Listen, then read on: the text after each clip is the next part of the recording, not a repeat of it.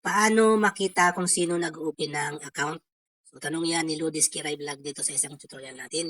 So, tinatanong niya kung paano daw malaman kung may nag-open or kung sino po yung nag-open ng kanyang Facebook account or Messenger po, pwede rin po yan.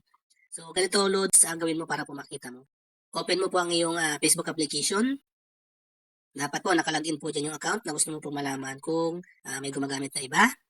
And then, hanapin mo lang po itong profile na bilog na yan. Pumunta ka dyan, i-click mo. And then, lalabas po ito. So, dito po, hanapin mo ang burger icon na yan. Tatlong guhit na yung pataas, burger icon. I-click mo po yan. Misa po sa gitna yan sa baba. So, hanapin mo lang po. Iba-iba po kasi ang setting natin mga device ang Facebook. Click mo po yan. And then, dito po, lalabas ito. Hanapin mo po itong setting and privacy. So, dito po sa setting and privacy, i-click mo itong settings na yan. Ayan, i-click mo yan.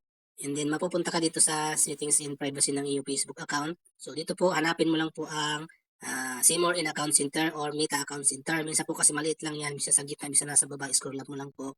Pag mas pa na nakita mo, i-click mo lang yung naka-highlights na blue na see more in account center.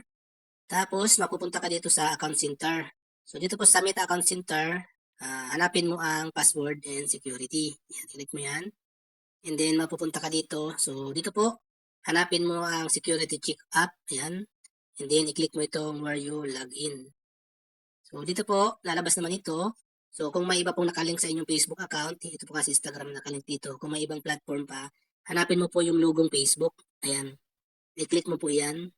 And then, dito po lalabas ito. Yung makikita mo po yan ay account login activity. Ibig sabihin po niyan, yan po yung mga devices or yung mga location, time, na kung saan po inilagay ng iyong Facebook account. Makikita nyo po dyan yung device, model and brand. Makikita nyo po dyan location, at time po, at kung kailan po nilagay ng inyong mga devices. Ngayon po, kung wala ka pong, kung may isang device ka dyan or mayroon ka pong information dyan na hindi mo po kilala, or hindi po ikaw nag-login, possible po na mayroon pong nag-login ng iyong device. Okay?